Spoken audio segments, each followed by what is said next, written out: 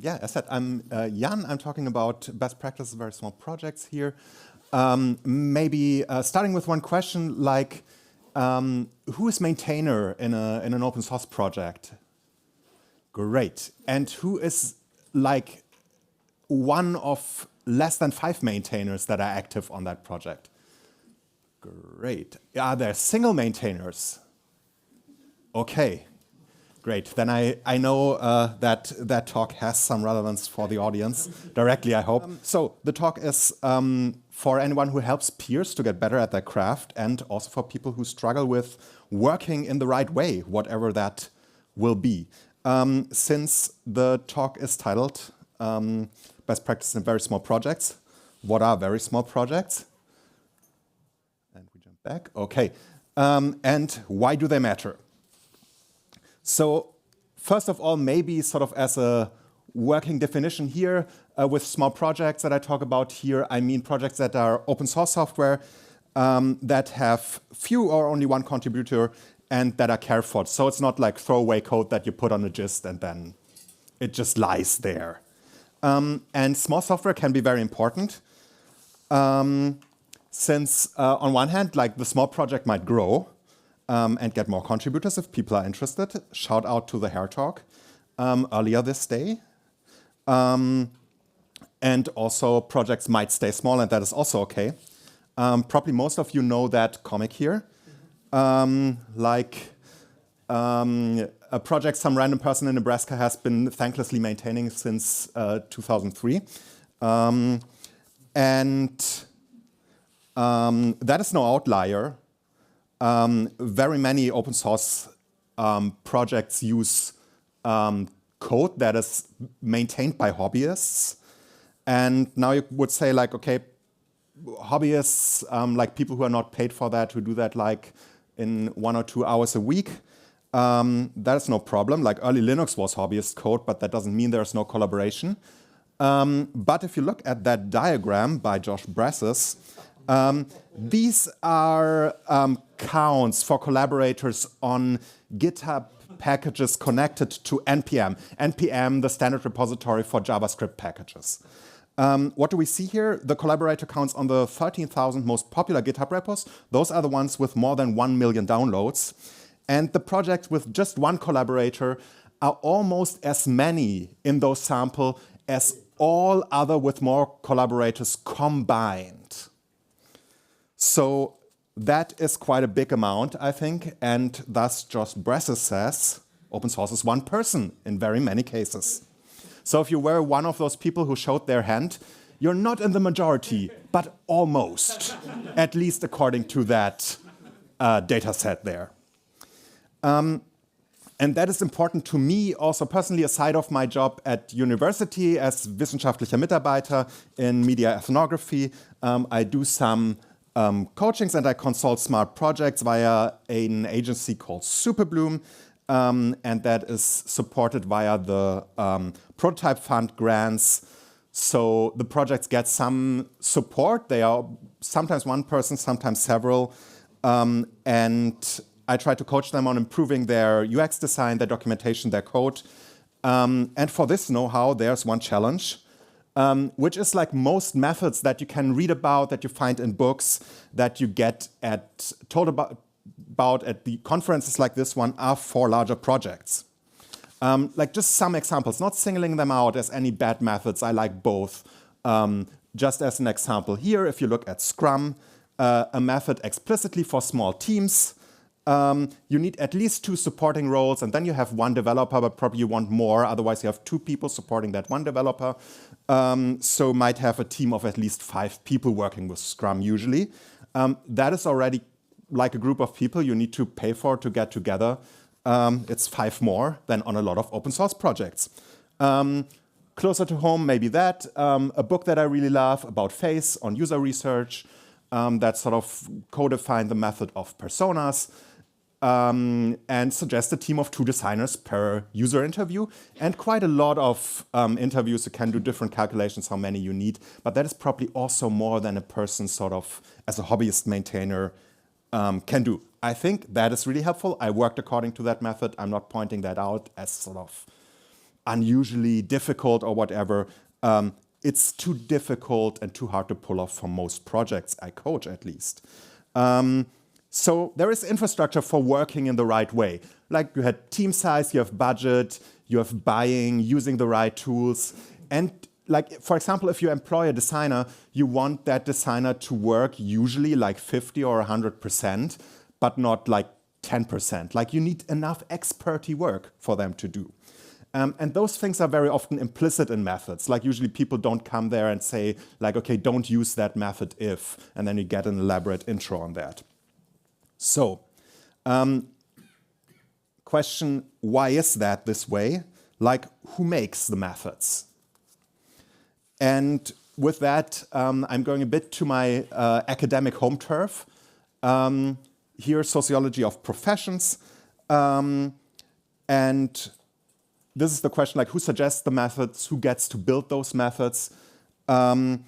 And on one hand, this is obviously like fame, who gets invited, who gets asked to write books, but it's also related to the structure of profession and assignment of professional prestige. Methods are usually suggested by people with professional prestige. Those have the resources to spread them. Those people usually work in big organizations or as consultants for big organizations. Also because those are the contexts in which people can carve out niches to do the work, to develop methods and write books and so on. So this means that there needs to be this context, and also very interestingly, like people usually avoid talking about compromises regarding their profession in those methods, because those are in all professions not seen as professional. A good example is, I think, a GP, which is probably sort of the most important doctor in most people's life, that within like the professions of people who studied medicine is relatively low in prestige, also because the GP, like in German, der Hausarzt, is confronted with a lot of problems that are not interesting medically. It's like old people being worried about that something is hurting them, and it's actually hurting them, and it's important to talk to them, but they won't get fame from their colleagues for that, because it's just, the people are old, like things are hurting. And very often they can't do anything about that. And like a neurosurgeon rather has far more prestige. Like they don't get those professionally not prestigious questions that are not connected to their discipline. So building in sort of compromises in your methods lowers your prestige in a sense, or like puts you in a position where you need to defend that, why you act unprofessionally. Very interesting paper here, Andrew Abbott, Status and Status Strain in the Professions. Excellent read. That is sort of the theory I try to build that on. So professional prestige is in defining like pure strategies, but very many professionals need what I would call here tactics. Like these are the stuff that also the single maintainers or small teams of hobbyists could apply to their work, and which are also very relevant if you work in a larger organization, but maybe in a smaller team that just tries something. So it doesn't mean that you are in one position and then never get in the other. So I try to list some advice I like to give, and because this is, as I said, not a strategy, but like just some things that are helpful in the coachings I do, they don't follow a coherent framework. Like this is not the Jan method in anything, particularly because that would need that coherence that needs a certain context and a certain prestige to pull that off. But that doesn't mean that those methods don't get written down or hard to access or are some like secrets that are rarely spilled. So these are some of the books that I really like classics in the field, probably nothing new. I point those out because those have some things in common, which I will get to later, that many sort of books that emphasize one single method don't have.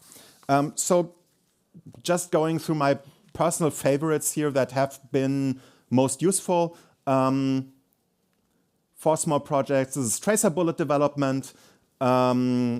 from the book Ship It. It's also in the Pragmatic Programmer, and comes with the very basic rule of thumb that if you collaborate in any project, you should build outside in. Very often people start building inside out, like starting with their abstractions and then building towards their API. But the method clearly suggests like you first start with the interface and then you push your mock data further in. This way you always get a system that is working, even if just with mock data. And side effect of me being UX designer, you also get a system vertical that runs.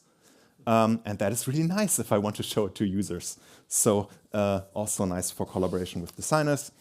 Another method that I sometimes recommend when small teams trying to coordinate or just single people trying to manage their time better. Kanban boards, also not by any way any secret tip. I really like that because it's a visual tool and you can use that for all interesting things. If you like go deeper in the theory, what you can use Kanban boards for, like increasing velocity, reducing work in progress, and even finer details of that. You can also use that as a glorified to-do list, which has the nice side effect of being public. So it's a tool that really nicely sort of scales up, but that is also really easy to use, even for self-coordination. Another thing from my work as a designer is like user testing. So there is like a method called guerrilla testing where you sort of go in a cafe and then like ask people to join your test that you don't know. That is sometimes ethically a bit tricky. Also, you need to be super extroverted. This thing is sort of more a thing that I learned from like hanging out with people who design games. They usually have a laptop with them or a phone on which they have their running game. And if they meet with colleagues, they just like, and you inevitably get the question of like, what are you working on at the moment? And they are usually like, oh yeah, try what I'm working on at the moment. And they collect feedback. As a UX researcher, I know that there's like quite some feedback you can't get with that method.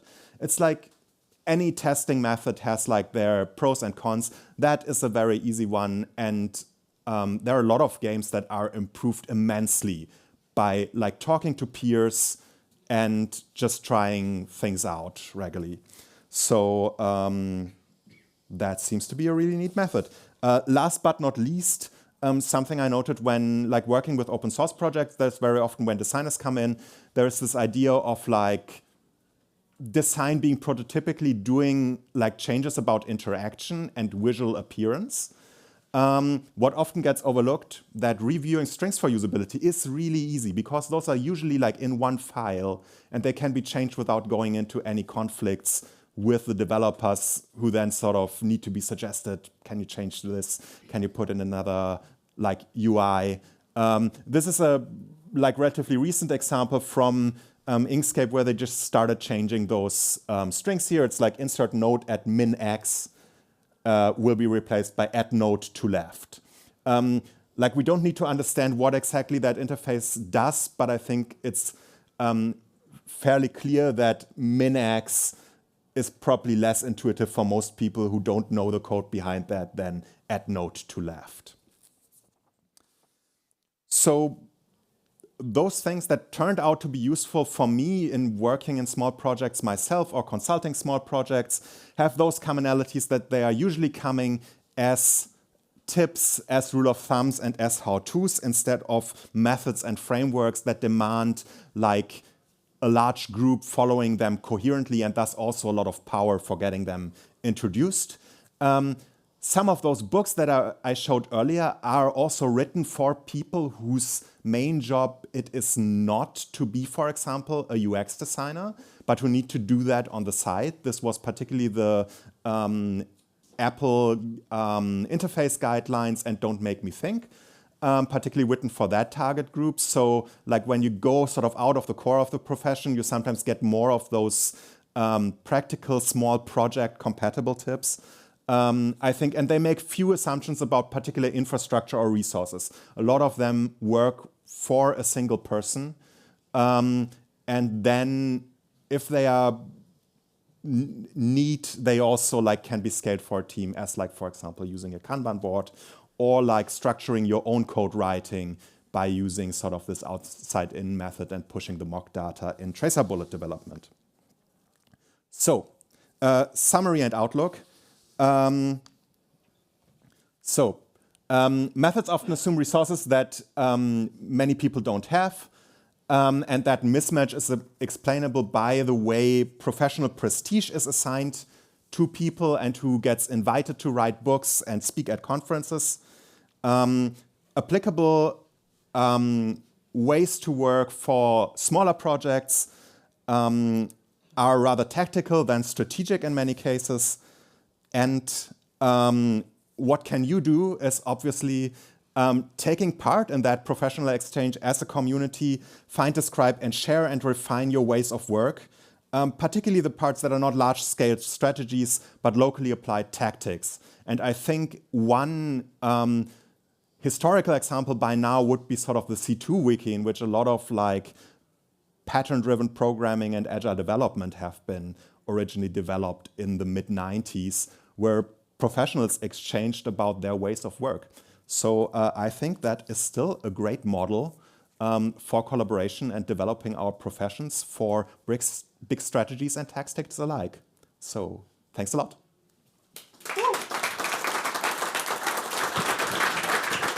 Wow. Thank you, Jan. So right now we've got the time for questions and answers and your comments. So who's gonna take the mic from me? So thinking about the Cyber Resilience Act and some of those things we've been talking about this week, do you think there are ways that bigger foundations can offer targeted support to assist in the training and the tactics rather than just saying, here's a giant strategy you can't follow? I think, yes, that can be done. I would assume that might be difficult to finance because, as said, like it's less of a coherent thing that can be offered. But I think, like broadly speaking, like opportunities for practitioners to meet and be supported in doing so, like in travel grants, in working groups, could help. And also, I think there is a lot of like learning material missing that are very much like those guides that I showed initially, particularly sort of in the open. It's very hard from writing such books, like it needs a lot of work, it needs editors and so on. And I think like a lot of those tips are out there, but they are not brought in a form that they are very easily accessible. And this could be also projects that can be supported in getting people in those positions as single maintainers together, collect those things, and then have them professionally edited and made accessible to other people in the same situation. Okay, you got me curious about those rules of thumb. And do you have any particular rules of thumb that you found that work in open source but don't work outside of the open source and vice versa? I think I don't have any rules that only work in open source that are not like well known, I guess. There are obviously sort of rather be proactive and a lot of like practices that are very common, like first file an issue, then try to make a pull request and so on. But I think there are that much in the culture of open source projects that I probably found more interesting things that I had sort of an epiphany about programming and design. In also that those fields are very much more sort of structured along the lines of professional prestige, that there was a lot of things where I sort of ran into walls and then were like, okay, this is why people suggest that. And there are also methods to do it in a different way. And I guess that's why we've got a day dedicated to design tomorrow. Yes, we do. And I will be there and would be looking forward to interesting exchanges about your experiences. It's just a question because of some previous presentation about documentation. And I think this maybe is also something that could fit in this toolbox. The girl presented just easy to follow. Well, what is your project for? Who is supposed to be here? And this should be part of the README and the contributing. So are these options that could also be taught as tactics? It just clearly states it's a one-person project and I don't want to have you around, or it's just something that I'm doing on my weekends. Would this also work? I think that would be actually a really helpful thing to like clarify expectations there, because I think a lot of like the implicit value is sort of, we want sort of large projects that are properly have the like the Linux kernel as their implicit model. But many projects work in a different way, like interestingly, sort of Git and Linux kernel and the Linux kernel as Torvalds projects. And there's also like SQLite and Fossil that are very much like developed by a very small team, which clearly says like, we're not interested in drive-by contributions. And I think like clarifying those things are really helpful, because that prevents maintainers being overwhelmed by like help they actually don't want, and from people who like put in the pull requests and then are disappointed that people don't act on them. So yeah, I think that's a great idea. So the rule of thumb, which is not different from any other thing, is like don't burn out. But what is special to free software is that really remember that I offer something, but I don't make any promises. And to always keep that in mind, that it's totally my decision how much time I'm going to spend on this, so I can be in a state, stay in a state to actually maintain the software. Yep. Do you have any tactics for AI slope? Yeah, but tactics for... Now, first left then right. Part of my UI advice, the book I showed is from the early 90s, so I might need some more time for that. No, probably nothing that not anybody else doesn't know. Like, yeah, put like in a project I'm working on, I put it in the README and clarified the expectations of the project, because that also makes it easier to say like, no, I don't accept that pull request, for example, because hey, here are the rules. From my research experience, what do you think would lower the barrier for especially small projects? And we haven't talked about numbers like lines of code, but how can we encourage even small projects to document their architecture and maybe visualize their architectural design? That, I think, is a really good question for which I don't know a good answer, because I also know that most big projects don't do that. And whenever I try to read source code of projects I'm new to, I'm looking for an architecture documentation, and I usually don't find it.